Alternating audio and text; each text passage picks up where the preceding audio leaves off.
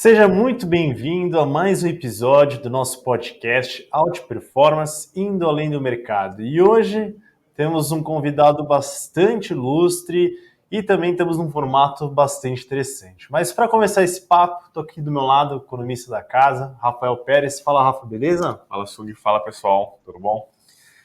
E nesse formato novo, nosso convidado ilustre, que é um grande cientista político que vive pertinho dos bastidores lá em Brasília, gostaria de convidar Creomar de Souza. Muito obrigado por ter aceitado esse convite. Seja muito bem-vindo. Prazer, Creomar. Gustavo, Rafael, é um prazer estar aqui com vocês. Como eu já disse em privado, e aí eu posso dizer isso em público também, acho que é importante. Eu gosto muito do trabalho que vocês fazem na Suno. Eu acho que é importante essa abertura de horizontes e de espaço. E estou aqui para conversar, cara. Eu acho que vai ser uma conversa muito legal. Estou invejando aí o fato de vocês estarem mais descontraídos, sem gravata. Aqui em Brasília a gente está no ápice da semana útil, então eu estou aqui de macacão de trabalho. Pertinho do Banco Central, mas estamos aqui de macacão de trabalho. E uma primeira pergunta que eu queria fazer para você, Creomar, é: quem é Creomar de Souza? Poxa, boa pergunta. Essa aí é aquela que a gente vai para terapia toda semana, né, tentando responder. Mas aí eu vou ser um pouco mais cronológico, né, e tentar ser muito objetivo aqui. Creomar de Souza é um filho desse Brasil que foi correndo para o interior a partir dos anos 50, né? O que eu estou querendo dizer? Meus pais vieram para Brasília durante o processo de construção, mamãe é de Minas, papai é de Goiás. Aqui se conheceram, constituíram família, e com esse sonho de Brasília na cabeça. Eu nasci na periferia de Brasília, né? Eu não nasci no centro da cidade, nasci na periferia. Eu costumo dizer que numa casa muito engraçada, né? Não tinha janela, não tinha nada, assim, tinha uns madeirites, um negócio meio esquisito, bastante pobre, mas tive muita sorte, né? Muita sorte, sobretudo porque minha mãe, que era diarista, né, faxineira, educou os 2 filhos e permitiu que eu e minha irmã mais velha terminássemos a universidade. E durante a universidade, eu acho que eu tive muita sorte também que 2 professores, a professora Maria Filomena Costa Coelho e o professor Francisco Doratioto, reconheceram em mim alguém que batalhava muito e me recomendaram a tentativa do mestrado na Universidade de Brasília. Fiz o mestrado e o resto daí foi virando história, né? A gente foi conseguindo galgar alguns espaços e nos últimos 6 anos eu estou aqui liderando a minha própria organização, que é a Dharma, que é uma casa de análise de risco político. Vivo bem, vivo feliz, tenho uma esposa maravilhosa, que é a Stephanie. Eu acho que é isso, cara. Acho que a vida é boa, não tenho queixas, não. A trajetória é bem legal. Eu vou tentar resumir. Eu até comentei aqui nos bastidores que Creomar, pessoal, ele é bem humilde nessa vida. E o currículo dele é extenso. Eu vou ler aqui para vocês, só para vocês conhecerem ele melhor. Então, Creomar de Souza iniciou sua formação acadêmica em História na UPS, que é a União Pioneira de Integração Social. Em 2002, entrou no mestrado nas Relações Internacionais no UNB. Em 2012, ele tornou-se docente e assessor de Relações Internacionais na Universidade Católica de Brasília, onde atuou por 8 anos. Também foi pesquisador no IPEA, no Programa Nacional de Desenvolvimento, trabalhando em projeto de pesquisa Relação Brasil-África. Integrado na vida acadêmica, passou a dedicar-se à docência e à pesquisa de temas relevantes de política externa do Brasil e dos Estados Unidos, com ênfase nos processos de tomada de decisão, democracia, grupos de pressão e lobby. Além disso, passou por grandes universidades como a University of Akron, nos Estados Unidos, Universidade de Salamanca, na Espanha, foi bolsista do Departamento do Estado de Governo dos Estados Unidos e visitante na University of Florida, e atualmente é professor convidado da Fundação Cabral e é CEO e fundador da consultoria de análise política Dharma Political Risk of Strategy. Faltou alguma coisa, algum hobby, joga bola? Cara, eu acho que não jogo mais bola. Aos 4.7 é aconselhável que a gente diminua as atividades de risco, né? Então troquei o futebol, o judô e o jiu-jitsu pelo pilates e a fisioterapia. É um jeito mais fácil de ter longevidade. E eu acho que talvez tenha faltado aí, Gustavo, que eu adoro conhecer gente legal, gente aberta ao diálogo, assim. eu falei isso para você e para o Rafa, né?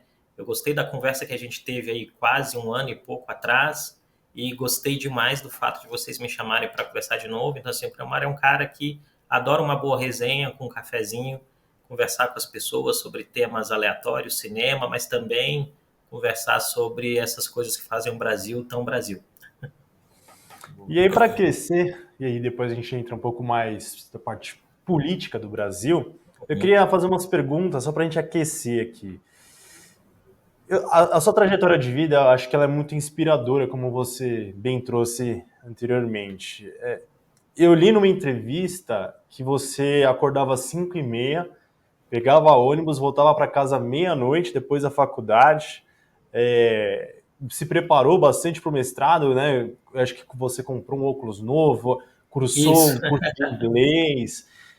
Me conte, como que você superou todos esses obstáculos, assim? A pergunta para a gente acho que para as pessoas conectarem, entenderem, se identificarem, de onde você tirou tanta motivação para continuar batalhando? Caramba, Gustavo, eu acho que eu tirei motivação dos exemplos em casa. Assim, eu acho que o meu primeiro foco de inspiração foi, sobretudo, minha mãe, né? E a minha irmã também, que era muito estudiosa.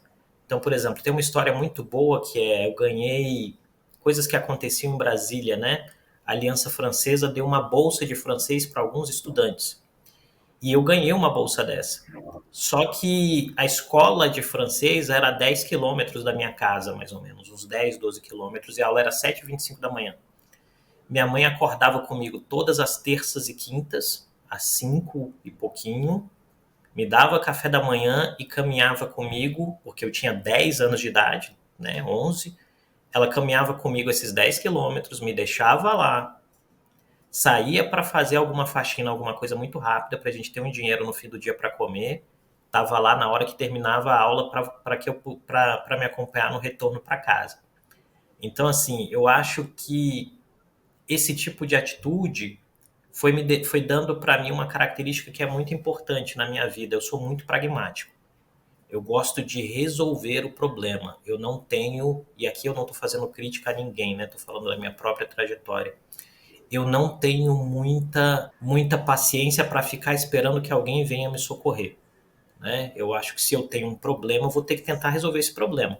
Isso pode ser pelas minhas próprias forças, isso pode ser pedindo ajuda, e vários desses capítulos da minha vida que você leu aí nesse currículo, tem pessoas que me estenderam a mão e me puxaram. Por exemplo, vocês hoje estão me puxando. Assim, a Suno é muito reputada, vocês são profissionais muito legais, vocês estão me dando aí uma janela de 1 hora de visibilidade, né? E a gente precisa ser grato a esse tipo de coisa, né? A gente precisa ser honesto nesse diálogo, mas a gente precisa reconhecer também que o esforço tem que ser bem direcionado. Então, eu costumo dizer que é um dos leitores de ciência política que eu mais gosto, que é o Herbert Simon, e ele diz que os problemas vêm todos de uma vez, mas a solução é uma por vez. Então, eu costumo trabalhar uma solução por vez, inclusive para os problemas da minha própria vida, né? E eu acho que isso foi o marcador de ter um foco de ponto futuro que me permitiu ir construindo caminhos, né? Por exemplo, tem uma passagem muito boa quando eu vou fazer a entrevista do mestrado, que um dos professores pergunta para mim, né? Era um outro Brasil, né? É o Brasil pré-políticas públicas de educação. E um dos professores me pergunta na banca, tá, mas e se você não receber bolsa, o que você vai fazer, né? Eu olho nos olhos dele e falo, você está vendo os carros ali no estacionamento? Eu lavo quando eu não estiver em aula.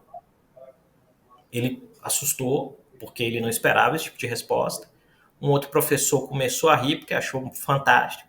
E eu entrei no programa, né? Então, assim, meus colegas no programa de mestrado, com 2 exceções, que éramos eu e uma amiga, Denise, que virou minha melhor amiga, todo mundo ia de carrão para aula, não sei o quê. Eu terminava a aula, eu ia pegar ônibus, né? Só que aí eu acho que a gente sempre tem 2 opções, né? Rafa, Gustavo. Já estou na intimidade aqui, desculpa, qualquer coisa vocês me corrigem. Acho que a gente sempre tem 2 opções. Ou a gente fica olhando para a grama do vizinho, dizendo, poxa, olha como a grama do vizinho é legal, não sei o quê, não sei o quê, não sei o quê. Ou você fala, pô, peraí, eu vou aqui capinar o meu próprio jardim e fazê-lo melhor. Então, eu creio que hoje o grande marcador é que eu consigo ter a possibilidade, com o meu trabalho, com essa trajetória, de poder conversar com gente muito legal como vocês, de estar numa vitrine muito interessante como é a Suno, e de poder dizer, principalmente para a garotada, que é algo que me preocupa muito no meu cotidiano profissional hoje, aos 47 anos, uma determinada dose de esforço, de sacrifício e de dedicação dão resultados. Talvez não o resultado que a sua ansiedade quer, né? Entrei no estágio hoje e amanhã o cara vai me descobrir, eu sou um novo CEO. Não, né? Mas tem a possibilidade de você construir uma estrada. E eu creio que a minha vida, olhando para trás, aquele garoto de 11 anos caminhando 10 quilômetros para fazer aula de francês, ele se orgulha do adulto que vê hoje. E eu acho que eu, olhando para aquele garoto, eu me orgulho muito do garoto que eu vejo lá atrás, né? Que às vezes não sabia direito o que estava acontecendo, mas confiava na mãe, entendeu? A mãe falava, olha, é importante, ou a irmã falava, olha, tem que ler, né? Minha irmã é uma das minhas grandes inspirações de leitura, porque minha irmã estava lendo o tempo todo, porque a nossa TV também não funcionava. Então ela lia o tempo todo. Então eu falei, cara, então leitura deve ser bom. Hoje é algo que eu faço naturalmente. Acho que esse é um marcador, cara. Maravilha, acho que não poderia encerrar com uma lição tão boa. Eu gosto sempre de esse primeiro bloco, falar da pessoa para a gente tirar grandes lições. Acho que eu já aprendi muito com você. Bem inspirador mesmo, e tenho certeza que muita gente vai ver, né, essa sua fala, ou vai se identificar, ou vai se sentir bastante inspirado aí para tentar seguir uma trajetória, pelo menos parecida, né, que não é fácil, acho que ser igual. Eu me identifiquei com algumas coisinhas, mas acho que isso é papo para bastidor depois. Que bom, cara. Inclusive, quem deve ter acompanhar aí os principais meios de comunicação já deve ter visto, inclusive, o Creomar. O Creomar hoje acho que já vem se consagrando aí como um dos grandes cientistas políticos, né, comentaristas políticos na TV, então provavelmente o pessoal já deve ter visto aí o Creomar alguma vez na televisão. E aí eu já passo, inclusive, né, para a gente começar a trazer a discussão um pouquinho mais técnica, mas até para entender um pouco, né, o que significa um pouco do que o Creomar faz, né, que acho que tem duas perguntas básicas que eu queria fazer, Creomar. Primeiramente, né, o que é risco político? Que acho que é legal a gente colocar as pessoas nessa primeira página, né, para a gente entender, né, o que é isso e quais critérios que a gente normalmente observa para fazer uma análise de risco político. Tá. Caramba, Rafa, pergunta muito boa. Se eu ainda fosse professor universitário, eu ia precisar de um semestre para responder. Mas como eu vou ter aí mais ou menos os 30 minutos para a gente terminar o podcast, eu vou tentar resumir.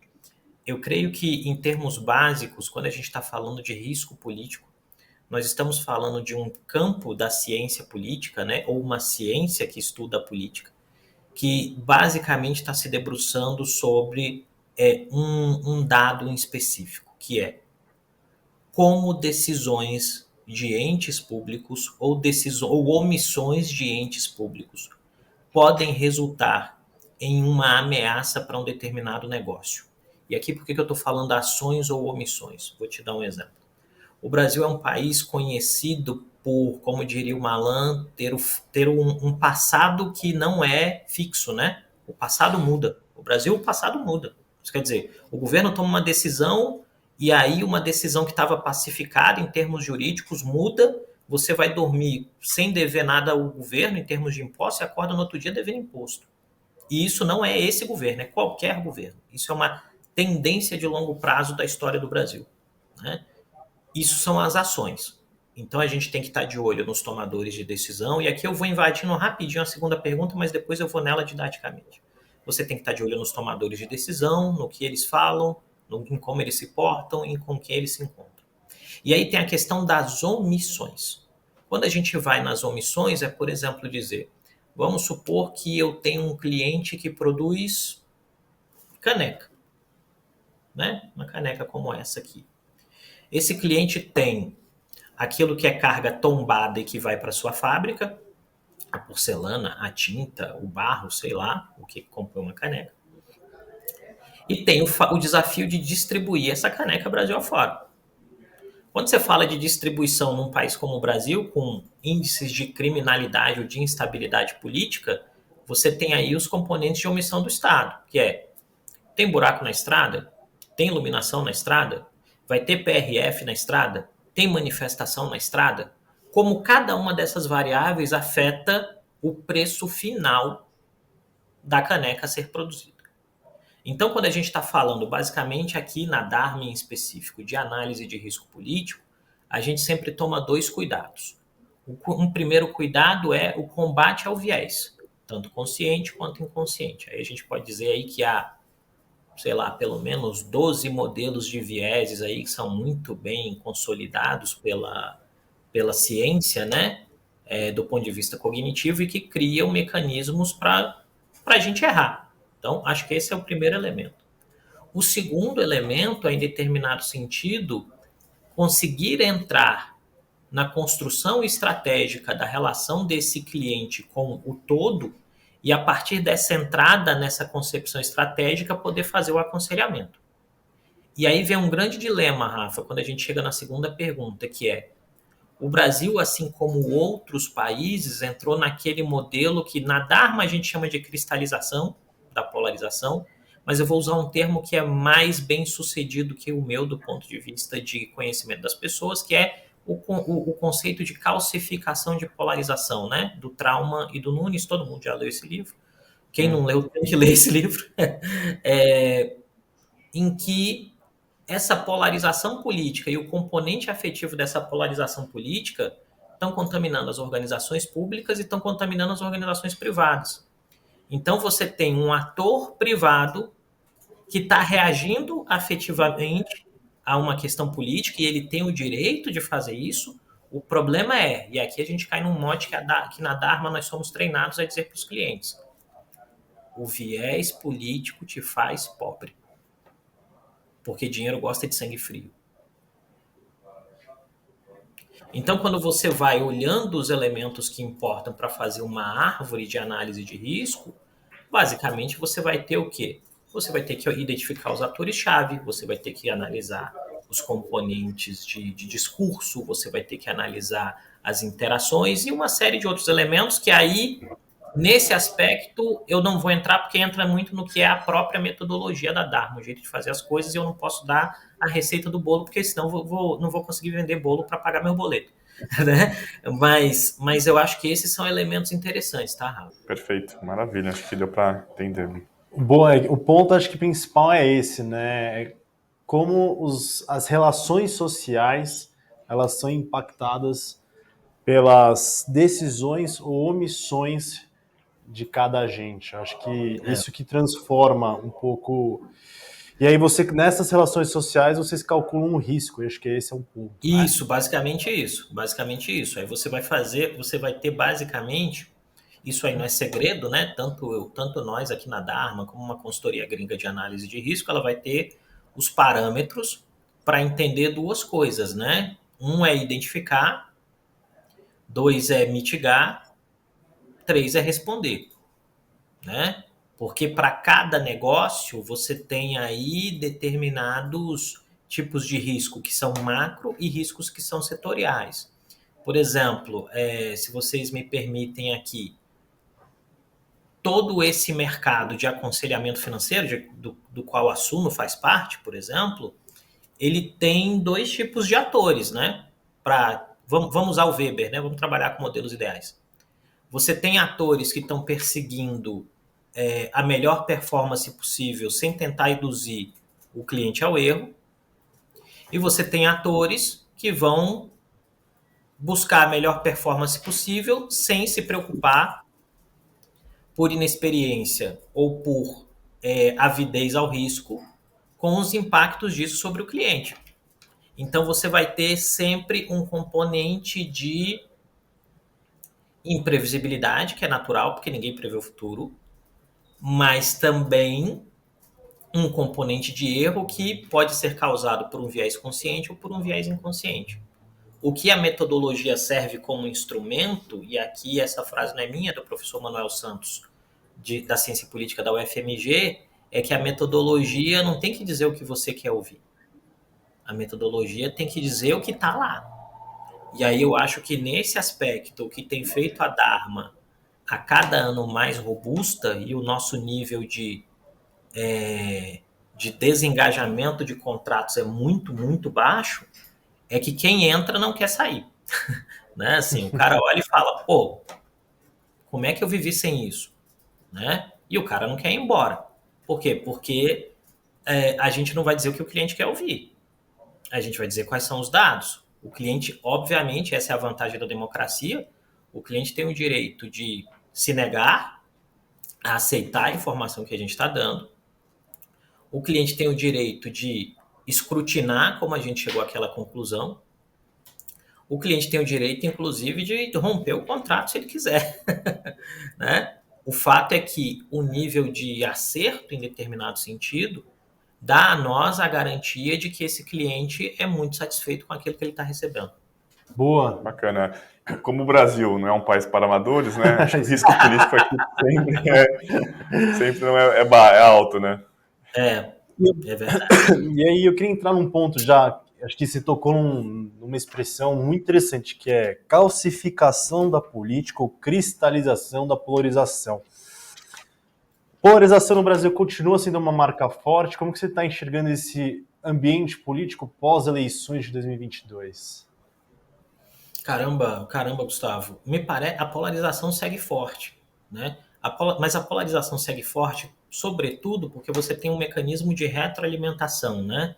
Vamos pensar esquematicamente. Você tem um eleitor que votou numa eleição muito polarizada.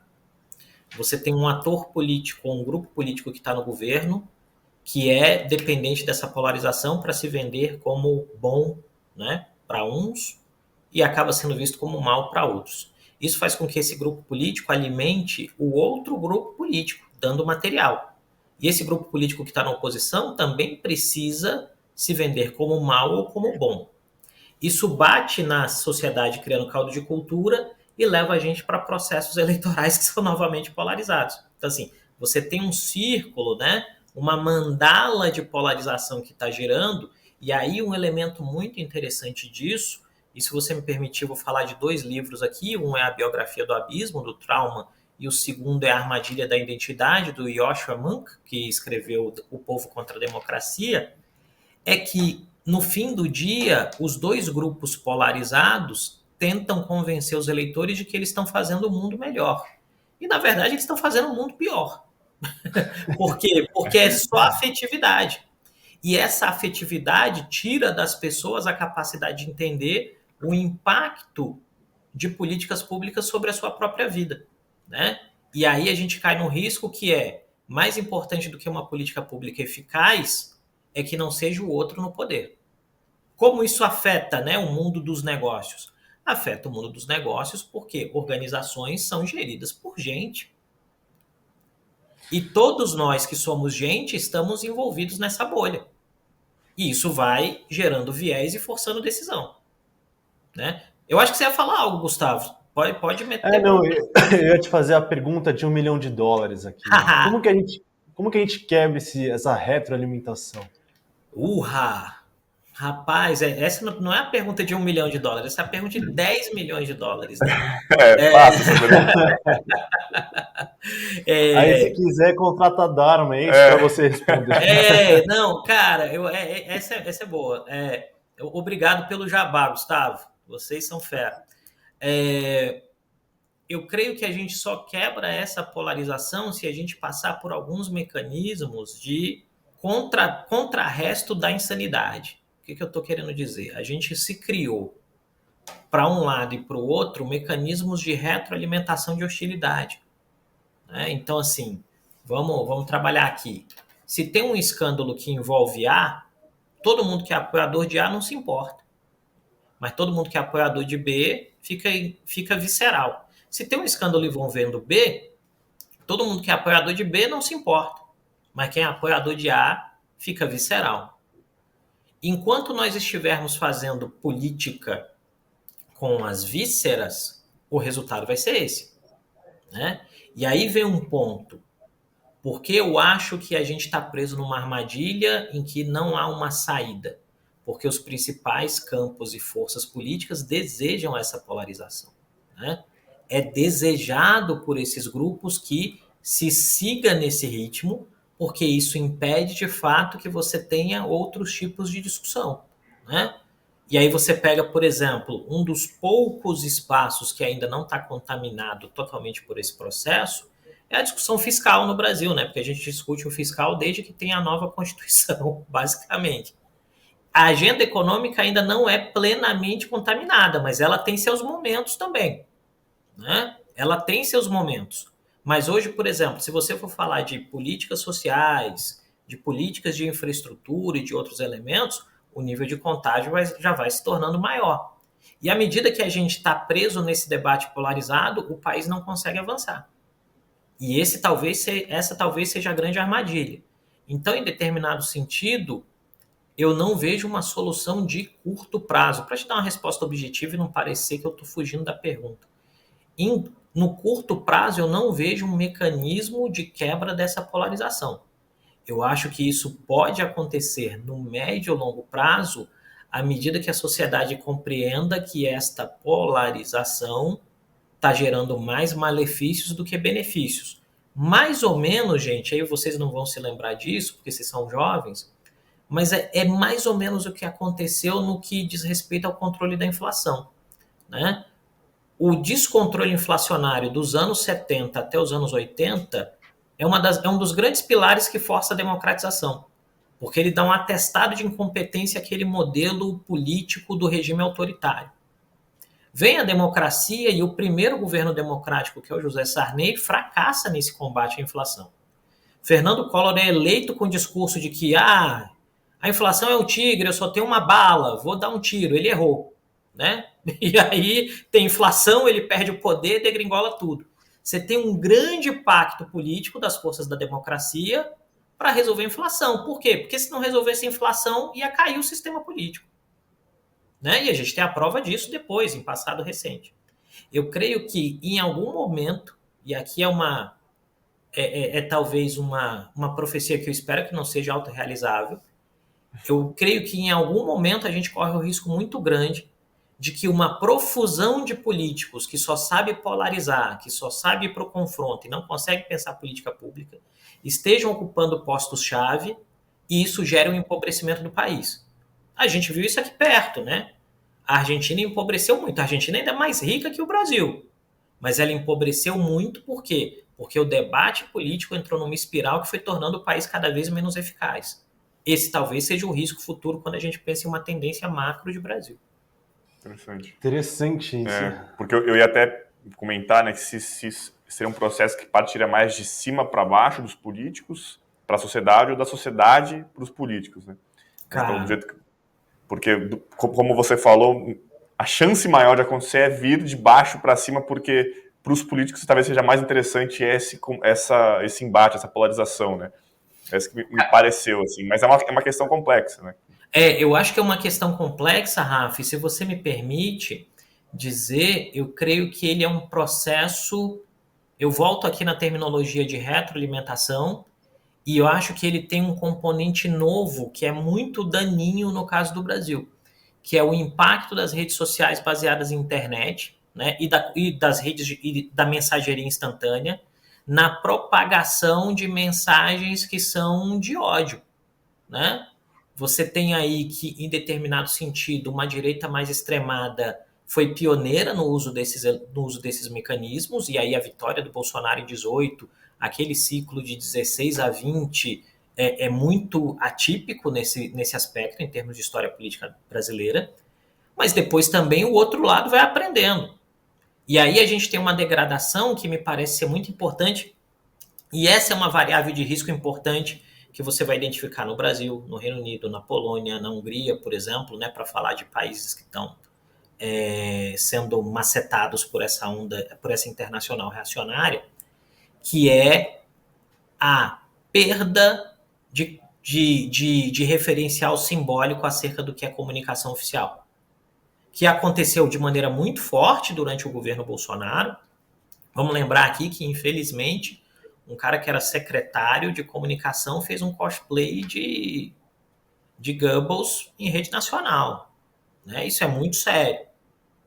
E depois, quando você tem hoje a forma como o atual governo se comunica, também tem mensagens que você fala, né? Tem uma operação contra o inimigo político, a página oficial vai lá e faz um tweet dizendo, né, uma piadinha. comunicação oficial não deveria servir para fazer piadinha. Não importa se o governo é de direita ou se o governo é de esquerda.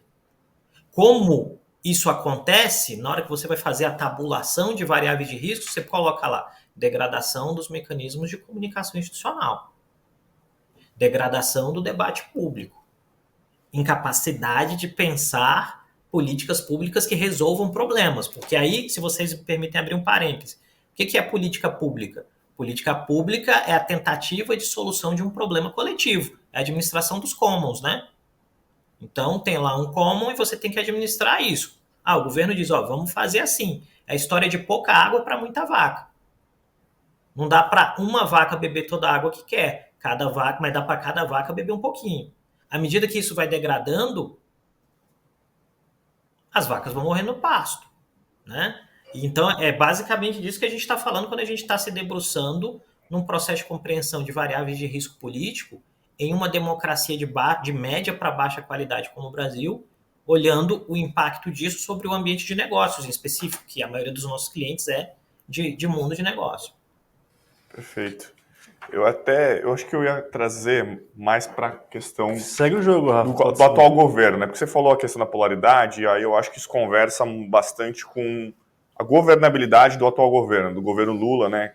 Como que essa polarização e o que você enxerga dessa governabilidade até o final do mandato, né? Ainda tem 3 anos, basicamente, a gente nota que essa polarização mudou a forma que o governo tem que lidar com os atores e tem que governar, né? Principalmente com o Congresso. E aí eu queria enxergar a sua visão sobre essa questão. Caramba, mano, vocês só fazem pergunta boa. Eu vou falar pra caramba aí, depois vocês me cortam qualquer coisa. Ou não. Então, acho que tem 2 coisas aí, Rafa. A primeira delas é voltar um pouquinho no contexto que leva à vitória do Lula, né? O Lula faz uma narrativa de que é ele pela democracia contra o Bolsonaro. E vários atores políticos, inclusive de direita, que não querem aderir ao Bolsonaro, entram no governo, né? A Tebet e o Alckmin são prova disso. Tebet não é de esquerda, Alckmin nunca foi de esquerda. Mas entram no governo porque olham para o Bolsonaro e falam, cara, aí não dá. E entram no governo Lula. O governo Lula constrói um slogan, e eu conversava sobre isso com o Guilherme Amado, que é um excelente jornalista do Metrópolis aqui, não sei se posso fazer o jabá, mas enfim, já fiz. E o Guilherme dizia que, na visão dele, o grande problema do governo é que o governo não põe em prática, do ponto de vista político, o próprio slogan. Qual é o slogan? União e reconstrução. Né? Para unir, você tem que trazer todo mundo para o mesmo guarda-chuva e dar sinais de que você quer ouvir mais de uma pessoa na hora de tomar a decisão.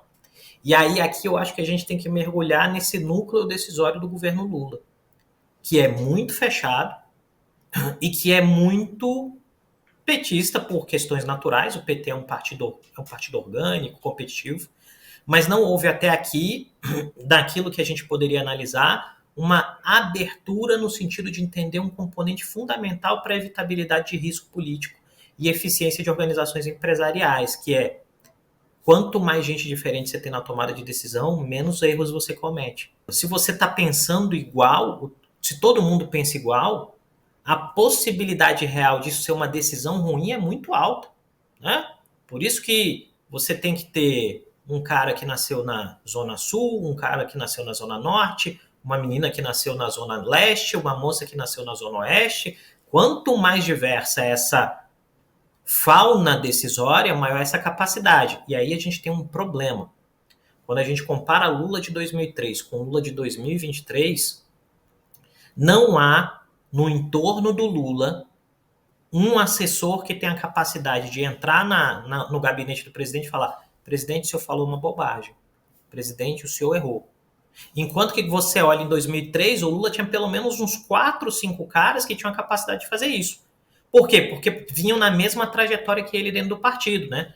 Você tinha o Gusquem, você tinha o próprio Dirceu, você tinha o Genuíno, você tinha várias pessoas que o Lula olhava e os tratava como pares. E hoje, quando você faz uma análise desse núcleo decisório, parece que tem um presidente como uma figura meio mitológica, né? Usando a terminologia corretamente, não estou aqui criando nenhum juízo de valor, e esses assessores embaixo têm uma enorme dificuldade de dizer não, de dizer: presidente, o senhor errou, presidente, isso aí não funciona. né? E aqui eu não estou dizendo que os caras são bons ou ruins, eu estou dizendo que você tem um problema de construção de núcleo de tomada de decisão, e por óbvio, esse problema de construção de núcleo de tomada de decisão impacta a governabilidade. E impacta a governabilidade por quê, gente? Impacta a governabilidade porque, de fato, o país mudou pra caramba. A Constituição de 88 é uma Constituição presidencialista com desenho parlamentar, porque houve pressão aos 45 do segundo tempo para o regime ser presidencialista. Né? Pressão dos militares, pressão de alguns políticos, e o doutor Ulisses cedeu e virou presidencialista. Mas o desenho da Constituição é parlamentarista. A questão é, o Congresso, imagina aqui a trajetória de um ser humano. De 88 para cá, o Congresso saiu da pré-infância, passou pela segunda infância, entrou na adolescência e hoje ele é um jovem, hoje ele é um adulto. À medida que o Congresso é um adulto, ele consegue ler o texto, entender o significado e dizer, meu irmão, eu tenho o direito de ter mais poder do que estão fazendo. E aí você tem que o Congresso vai eleger de carrilhão, né? Eduardo Cunha, Rodrigo Maia, Arthur Lira, falando da Câmara dos Deputados, e os três, cada um com a sua agenda e cada um com o seu estilo, tem um grande propósito, aumentar o poder do Congresso em relação ao Executivo. Uns vão ser mais responsáveis, como é o caso do Maia, né?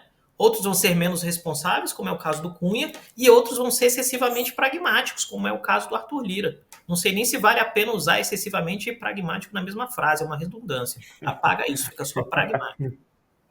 Quando esses caras têm poder na mão, eles vão para cima do Executivo. E aí o Executivo, que não tem mais tantos instrumentos de poder político e econômico como o Lula teve em 2003, fica a ver navios. Porque o Executivo também mudou. Né? O Lula perdeu instrumentos de poder. E à medida que ele perdeu instrumentos de poder e o PT não teve uma estratégia eficaz de composição de legislativo, porque o Bolsonaro fez uma estratégia eficaz de composição de legislativo.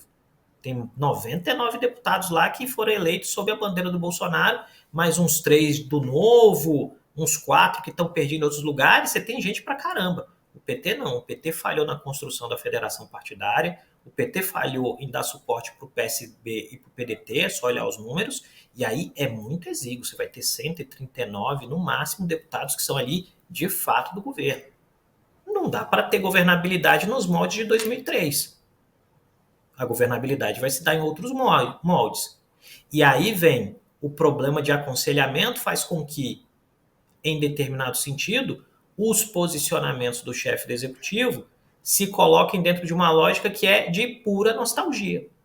O governo perdeu o primeiro ano de mandato com nostalgia, né? Pensando no que tinha feito. E aí a ideia de reconstrução deixou de ser meramente reconstrução e virou culto de atenção e louvação ao passado. Nostálgico. Quando a gente entra no segundo ano, a nostalgia talvez não esteja mais presente. Mas aí vem um elemento que é muito importante que faz governos serem bem-sucedidos ou governos fracassarem, que é o nível de abertura que esse núcleo decisório tem para ouvir o diferente. E aí, nesse aspecto, para uma série de elementos, o governo atual escuta pouco.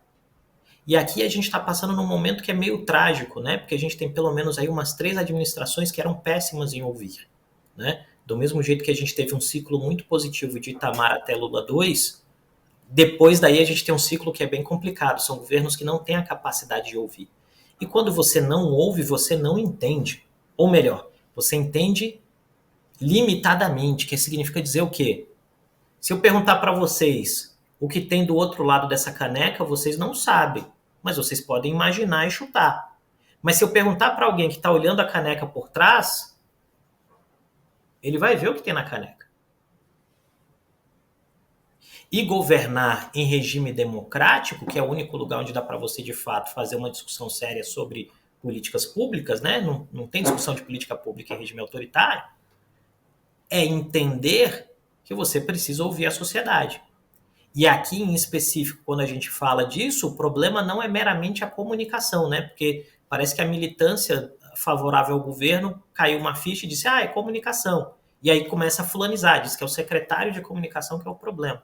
O problema não é só a comunicação, né? O problema é de compreensão da realidade, que vai ter outros componentes. Um componente pode ser soberba, né? Grupos políticos que são muito emocionais tendem a ser soberbos e fechados sobre si mesmo.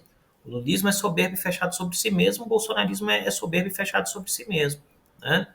Isso leva a uma dificuldade de compreensão de elementos pragmáticos da realidade e uma dificuldade de desenho de política pública.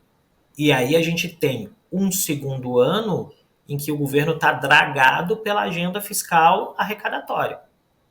Tem que não mexer no orçamento. Mas, além disso, está se fazendo o quê? Uma coisinha aqui, uma coisinha acolá, mas que o governo não consegue dizer às pessoas o que está fazendo. Porque o governo perdeu até aqui um dos mais importantes embates que se tem quando se é governo, que é o embate de conquista de corações e mentes da sociedade.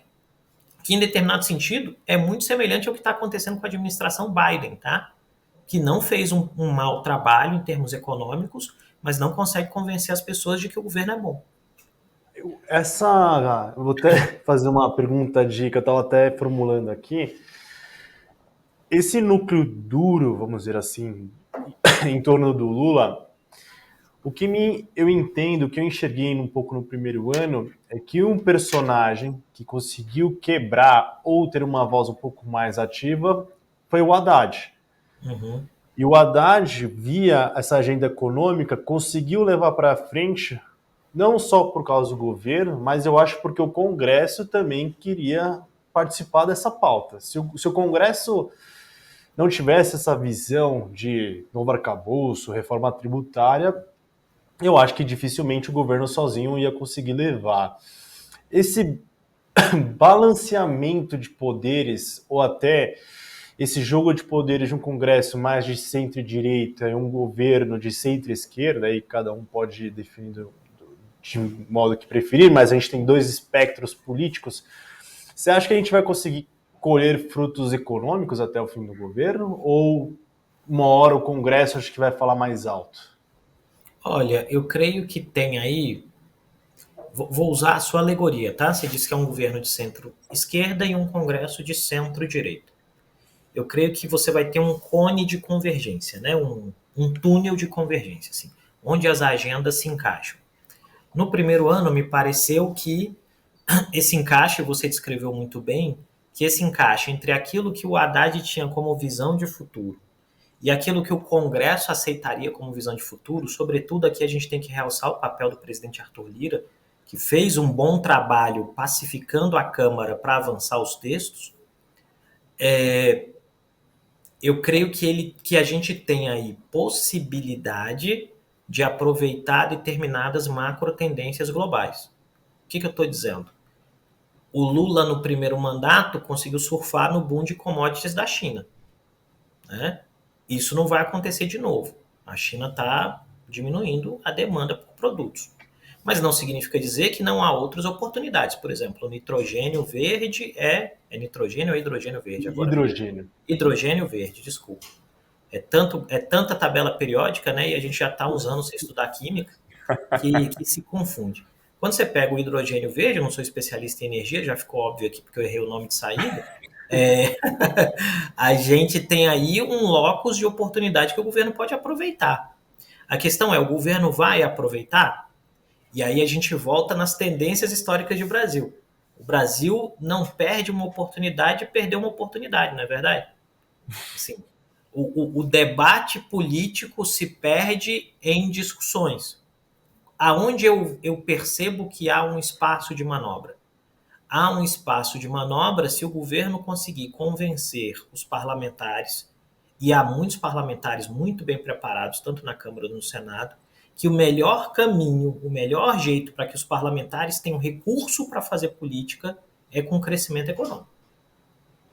Por quê? Porque o parlamentar hoje, num município pequeno, que não é nossa realidade, né? Não é Brasília, não é São Paulo, sei lá, um município pequeno no Sudeste, no Norte, no Centro-Oeste, no Sul, em qualquer região do país, municípios pequenos são muitíssimo dependentes de verbas de lideranças políticas. A realidade é essa, gente. O parlamentar precisa ter grana porque ele vai colocar grana lá, ele vai comprar uma ambulância, ele vai pôr meia dúzia de postes de luz, ele vai fazer uma quadra de esporte. Anos atrás ia pôr um orelhão, né? Hoje em dia vai conseguir criar meios para pôr uma antena de celular. É isso.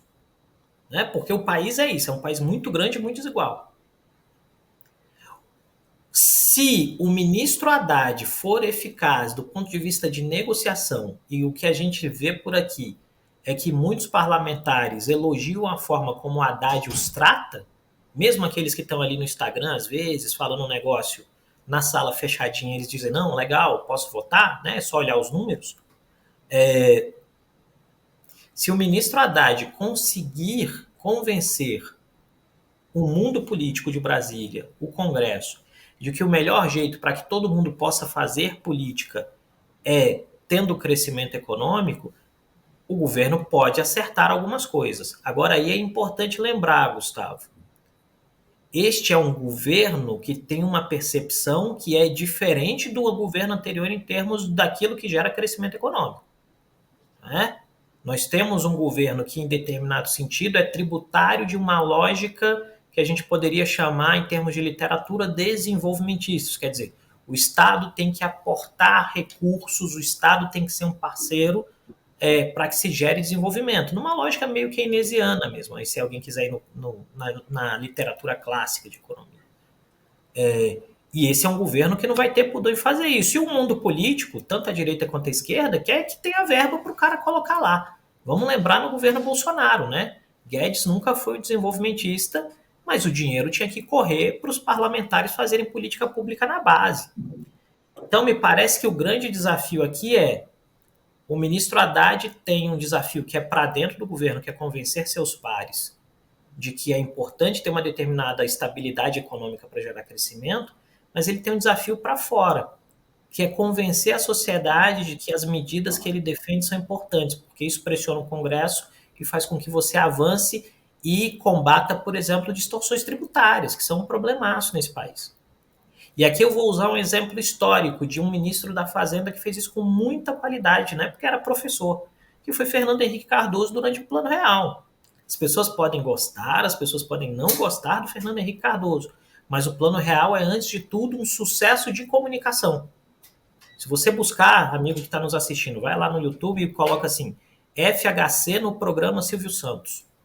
Você vai ver que o FHC vai lá no auditório do programa Silvio Santos para explicar o Plano Real e ele fica respondendo como é que o Silvio Santos chamava? Colegas de auditório, né? Ele fica respondendo às colegas de auditório acerca de como é que vai funcionar esse negócio, o que é o RV, depois do RV vem o que vai acontecer, e talvez o país vai precisar disso de novo, para diminuir a temperatura do debate, para fazer com que o debate seja menos afetivo e mais racional, e a gente possa encontrar um caminho que tem que ser consensuado, né? E talvez essa seja a grande questão aí.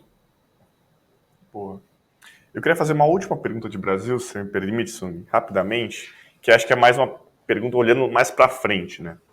Porque, basicamente, se a gente olhar, né, a política brasileira nos últimos anos, ela foi marcada pela PT e PSDB, né? Eles disputaram as eleições presidenciais ali nas últimas eleições. A partir de 2018, o Bolsonaro ele muda um pouco isso, tem essa mudança com o bolsonarismo, e ele passa a ser mais o bolsonarismo, o ator antagonista do PT. Né? E eu queria ouvir de você, Creomar, se você acha que essa é uma tendência que de fato veio para ficar, ou a centro-direita ela pode retomar esse lugar, né? Porque a centro-direita ela perdeu muito espaço e o bolsonarismo ocupou esse espaço. Não existe vácuo na política, né? Você pode muito melhor do que eu explicar isso. Mas eu queria saber se você acha que é uma tendência, de fato, então vai ser esse bolsonarismo e o petismo, de um lado, ou se você acha que ainda a centro-direita tem alguma possibilidade de voltar para a política, né? Porque ela perdeu muito espaço nos últimos anos. Caramba, olha só. Eu creio que tem um elemento interessante, né? O bolsonarismo responde uma demanda de mercado. O que eu estou querendo dizer? Estou me metendo no lance de vocês aí, se eu falar algum conceito errado, vocês já me corrigem, para não ficar feio depois, né? Porque hoje em dia é complicado. Eu creio que o bolsonarismo atende uma demanda de mercado. O que eu estou querendo dizer? Este é um país historicamente conservador. Né? O Brasil é historicamente conservador, assim, historicamente muito refratário à inovação. É só você pegar dados como, por exemplo, quando o Brasil conseguiu resolver a escravidão, ou quando o Brasil conseguiu resolver de fato a questão do voto feminino, quando o Brasil resolveu a questão do divórcio, né? E nem vou entrar em outras questões que o país ainda não conseguiu resolver, vou falar só naquelas que o país resolveu. Esse é um país tendencialmente conservador, porque conservadorismo, em termos cognitivos, dá segurança, né?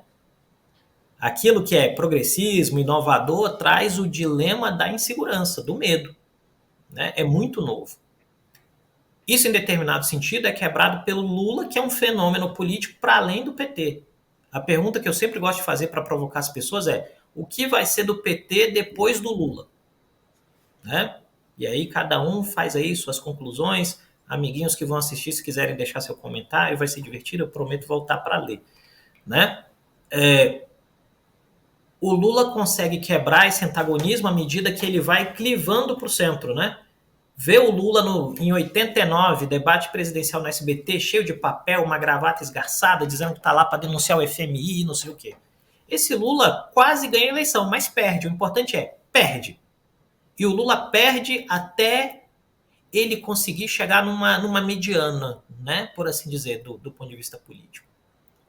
E à medida que o Lula vira esse protagonista, ele faz sua sucessora, o PT tem acesso às estruturas de governo, eu creio que a centro-direita, em determinado sentido, perdeu o bonde do debate político. Né? Ela não conseguiu dar respostas claras, porque ou ela ficou presa num tecnicismo que gerava pouco resultado, e aí eu acho que o PSDB em algum momento deveria fazer uma meia-culpa de entender que muitas das suas estrelas geraram pouquíssimos resultados em termos de política pública, efetivamente, e aí fica uma demanda de mercado. E aí, como você muito bem disse, Rafael, não tem vácuo na política. A demanda de mercado é preenchida pelo Bolsonaro. E qual é uma característica importantíssima do bolsonarismo? O bolsonarismo não se furta do embate político, né? Porque quem não é petista, ou quem nunca foi petista, sempre se ressentia muito do fato de que o PT cresceu como partido que apontava o dedo na cara e ia para o confronto, e as pessoas não sabiam como reagir.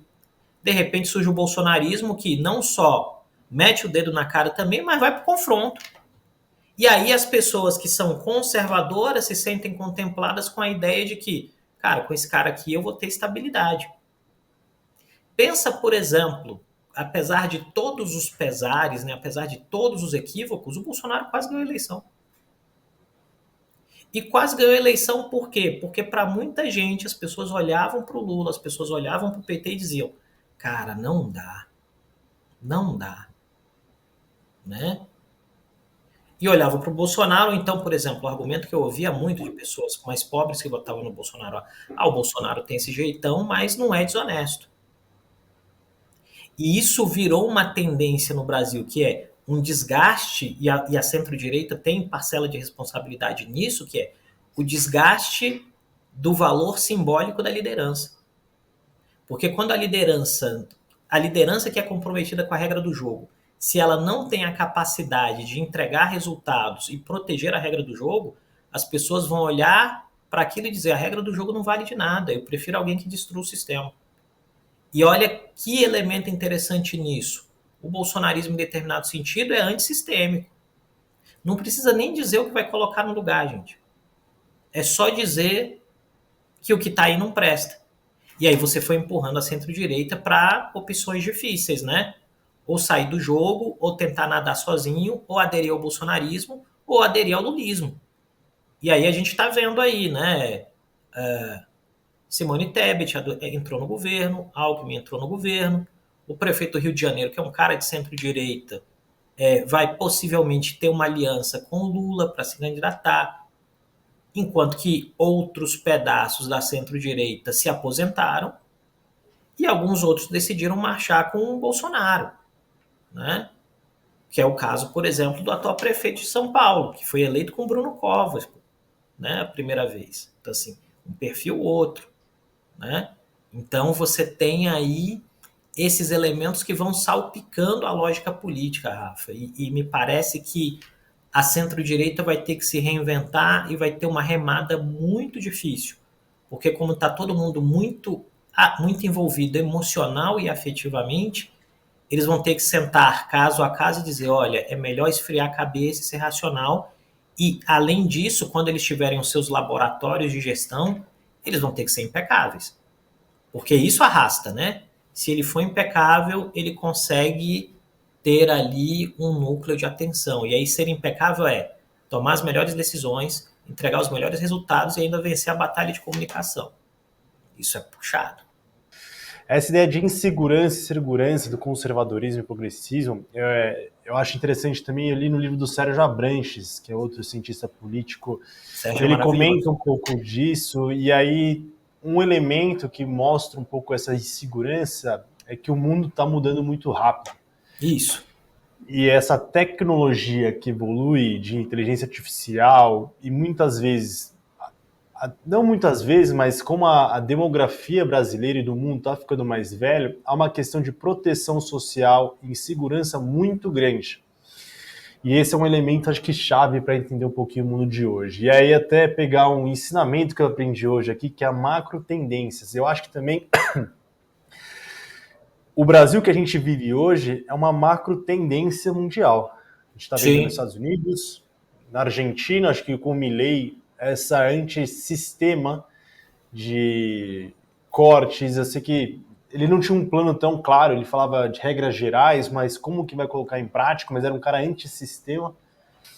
Mas a gente vê uma macro tendência muito grande. E aí acho que eu vou entrar no último bloco de hoje, infelizmente a gente está acabando com o nosso tempo.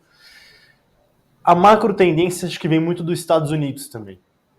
E aí a gente, no papo que a gente teve o ano passado, você acompanhou de perto as eleições de 2020. Foi 2016.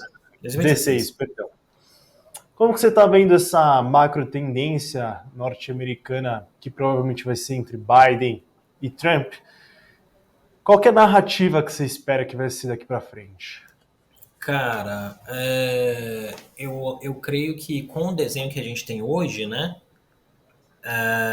a tendência que se apresenta é de um retorno do Trump à Casa Branca, a não ser que aconteça aí um acidente de percurso muito grande.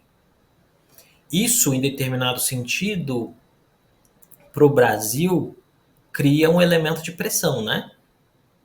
Que é o fato de que o Brasil vai ter dois atores que historicamente são muito importantes para o seu relacionamento com o mundo, governos que são, em algum sentido, hostis.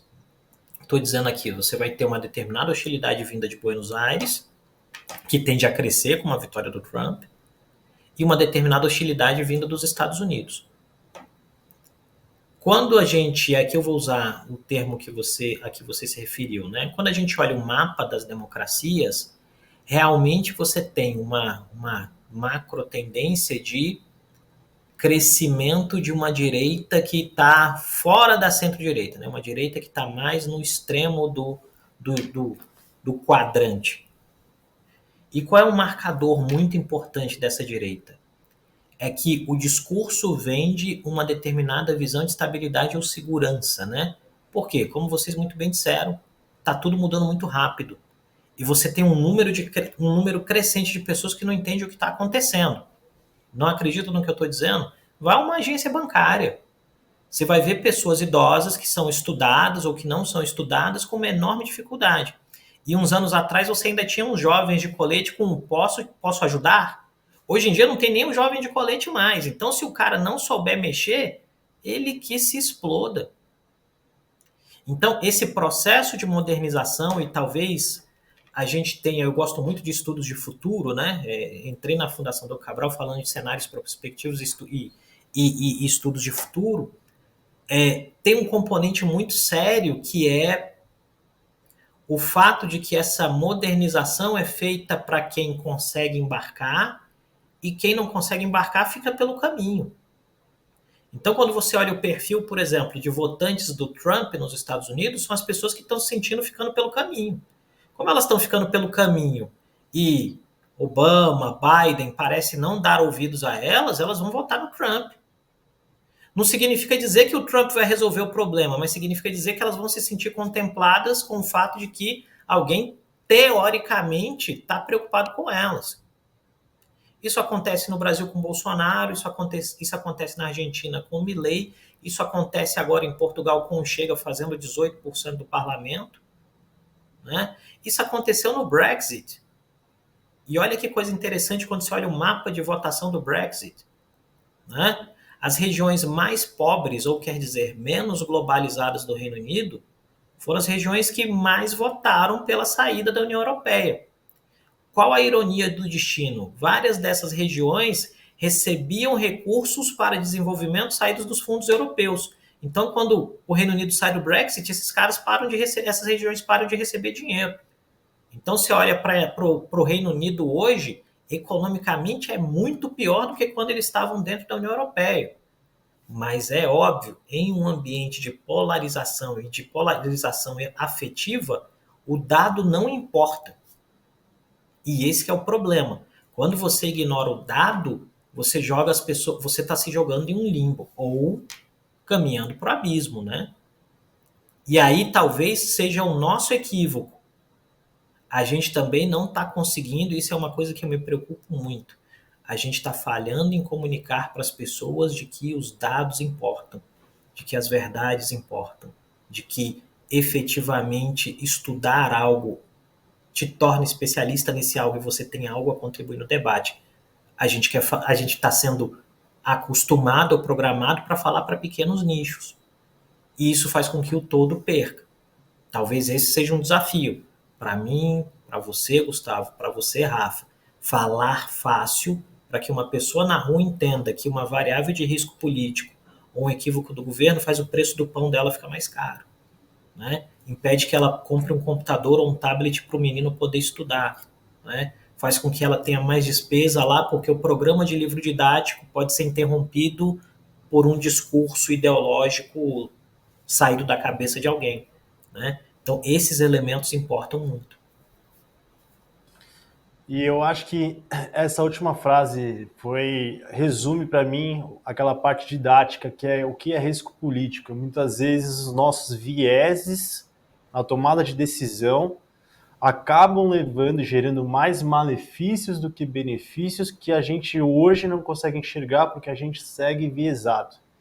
Então, o risco político muitas vezes não é o risco político de interferência do governo, ou assim, às vezes é nosso próprio risco político dos nossos próprios vieses, que acaba gerando um mal coletivo porque a gente está nessa polarização.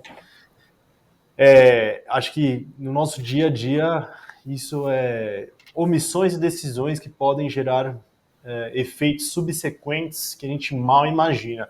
E a gente precisa estudar, ouvir, entender para tentar enxergar esse mapa melhor. Assim, a gente muitas vezes tem a bússola que aponta para o norte e a gente não sabe para onde vai porque a gente não tem o mapa. Isso é importante. Tentar trazer uma imagem para o pessoal de casa que está nos ouvindo. Rafa, tem mais alguma perguntinha sobre Estados Unidos? Eu acho que o Creomar que tratou bem, né? Eu acho que até só queria saber se ele enxerga alguma semelhança de quando ele estava lá em 2016, vendo aquela eleição ali, acho que, se não me engano, era Trump e... agora eu não estou lembrando quem era. Trump e Hillary. E se ele enxerga alguma semelhança com agora, porque naquela época o Trump ganhou. E no momento o Trump parece com um pouco mais de força, inclusive, para voltar, inclusive como você mencionou.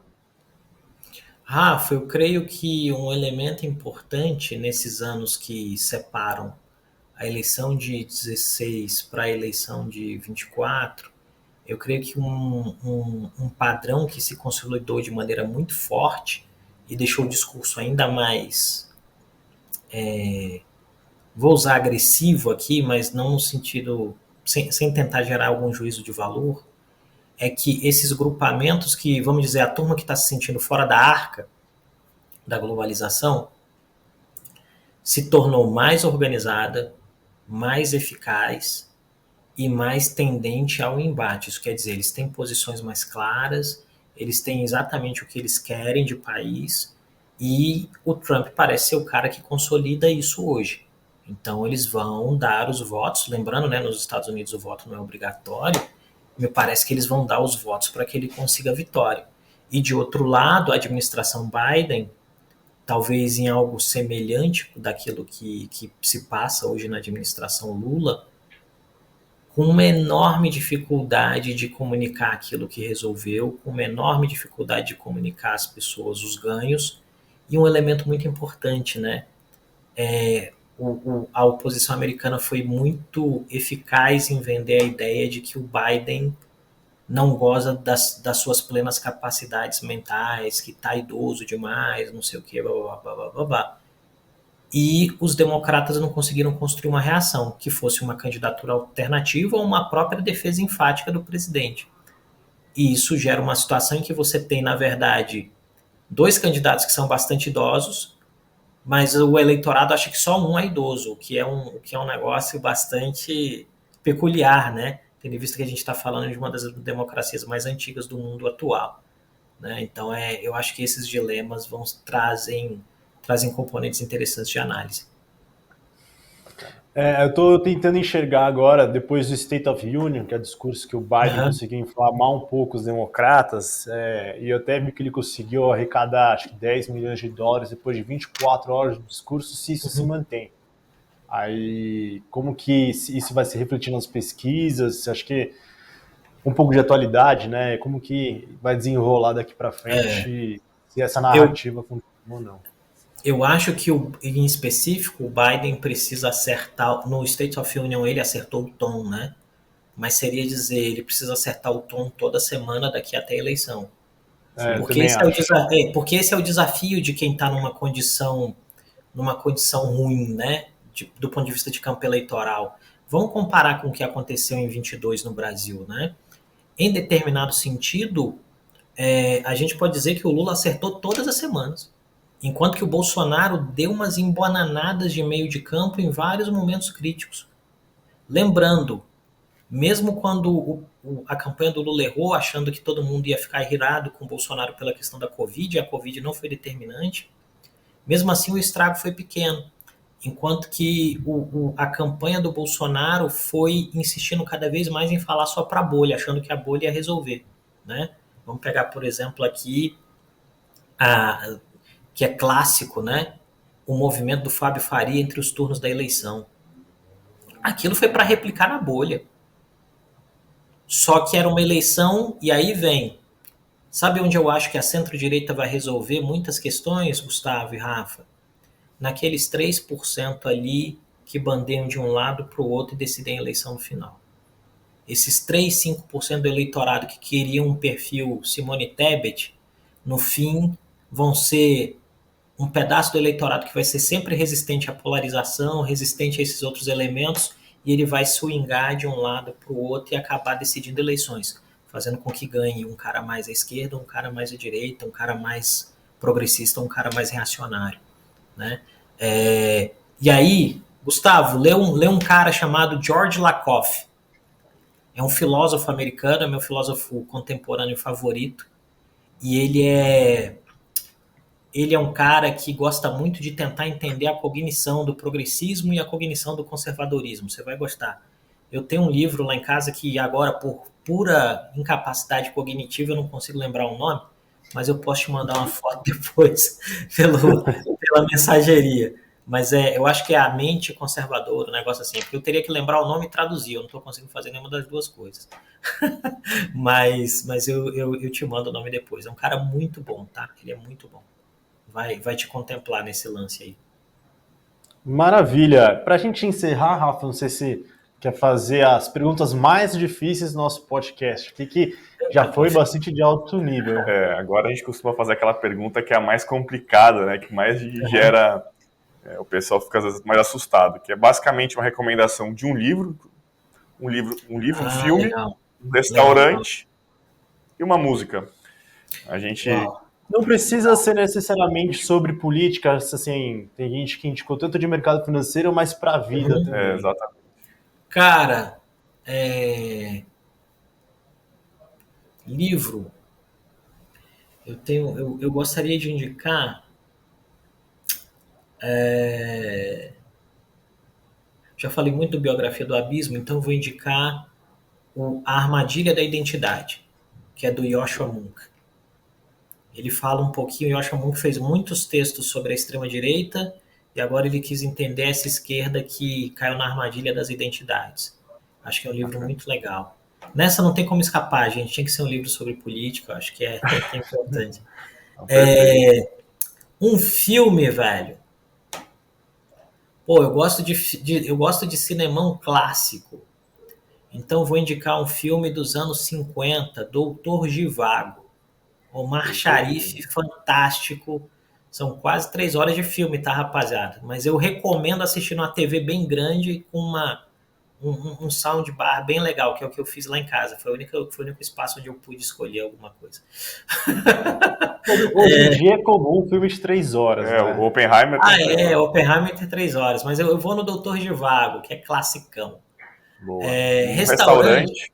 Restaurante, posso dar uma dica eu vou dar a dica de um dos restaurantes que eu mais gosto em Brasília, que é o Fred. Fica aqui na Asa Sul e tem, na minha opinião, o melhor picadinho de carne da vida. Boa. Então, assim, para quem gosta de um picadinho, é o lugar, né? E se você for vegano ou vegetariano, não quero deixar ninguém de fora, vai num lugar na Asa Norte chamado Faz Bem. Que aí fica todo mundo complicado. Vou dar 2 dicas de restaurante aí, desculpa. Boa. Só para todo mundo ficar contemplado. Para finalizar a música. Música? Cara, eu gosto de... Pode ser Romaria, do Renato Teixeira. Romaria. Perfeito. Então, Creomar, queria deixar as suas considerações, dar a oportunidade de fazer as considerações finais. Eu começo com as minhas. Primeiramente, muito obrigado por ter aceitado esse convite. Acho que o papo foi extremamente de alto nível. Foi muito rico, acho que as pessoas de casa vão gostar muito. Cara, muito obrigado por ter aceitado esse convite. A gente conversou um ano atrás, sem pretensão nenhuma, e hoje a gente está aqui gravando esse podcast. Fica aí o convite, portas abertas, toda vez que você quiser voltar, ter uma coisa nova, ou vai escrever um livro, quer divulgar, as portas sempre estão abertas. E aí a gente deixa esse espaço aqui para as considerações finais. Bom, eu não sei, Rafa, se quiser falar alguma coisa também, fica à vontade. Não sei. Eu só ia agradecer imensamente por você ter aceitado o convite, né? Foi uma honra pra gente. Acho que você deu uma aula magna aqui, acho que você trouxe visões muito interessantes aqui pra gente, insights do política brasileira, né? Querendo ou não, todo mundo vive a política, então acho que é importante a gente trazer essas visões, né? Tentar mostrar para pessoas fora da nossa bolha, né? Esses tipos de discussões que às vezes não estão tão presentes, né? E eu acho que você trouxe coisas muito importantes aí, reflexões muito importantes, ensinamentos sobre a política brasileira. Muito obrigado novamente por ter aceitado. Caras, eu só vou dizer o seguinte: primeiro, vocês são muito gentis, então é sempre um prazer. Acho que isso me fez ficar muito à vontade. Então, queria agradecer a você, Gustavo, agradecer a você, Rafa, daquela conversa de ano e tanto atrás para hoje. Eu fico muito feliz porque a Dharma é um sonho, né, da minha vida, é o espaço onde eu me realizei profissionalmente, empreendendo. Então eu fico feliz de vocês, numa organização tão forte como é a Suno, poderem abrir espaço para a gente falar um pouquinho do nosso trabalho. Agradeço as pessoas que vão assistir e me coloco à disposição. Né? Acho que a gente está aqui tentando fazer a nossa contribuição nessa grande floresta pegando fogo que é o Brasil, mas a gente tenta jogar a nossa gotinha de água lá para arrefecer e fazer a nossa parte. Então, muito obrigado, muito obrigado. Estou ansioso para reassistir, né? Que uma coisa é falar, depois quando a gente assiste é mais legal. Então, estou ansioso para assistir e aguardo, convido vocês dois aí, quem mais quiser aí do time da Suno, quando estiverem em Brasília, passa aqui na Dharma para a gente tomar um café. Eu faço um expresso excelente, rapaz. Eu aperto aquele botão, sai um negócio de primeiríssimo nível, e aí a gente pode trocar uma ideia com ainda mais qualidade, com ainda mais tempo. Obrigado, gente, foi fantástico. Obrigado novamente, Creomar, e obrigado a você que ficou conosco nesse papo gostoso, bastante rico. Espero que você tenha compreendido um pouquinho mais do trabalho do Creomar, de uma análise política, de risco político. Dê um like, deixe suas sugestões de convidados, de como a gente pode cada vez mais melhorar e trazer informações para você. fico aí ansioso para o próximo podcast e até a próxima. Tchau, tchau, pessoal. Obrigado. Tchau. Muito obrigado.